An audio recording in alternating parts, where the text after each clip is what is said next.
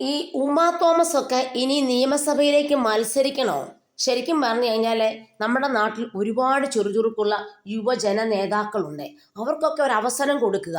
ഈ നാട്ടിലെ ഒരു പതിവ് എന്താണെന്ന് വെച്ചാൽ, ഒരു കുടുംബത്തിനകത്തെ ഒരാൾ അവിടെ രാഷ്ട്രീയത്തിലുണ്ടെങ്കിൽ ആ ആളിൻ്റെ രാഷ്ട്രീയ ജീവിതത്തിന് ശേഷം അവരുടെ വീട്ടിലുള്ള മറ്റുള്ളവർക്ക് കൊടുക്കാനുള്ള ഒരു പതിവ് പൊതുവെ ഉണ്ട്.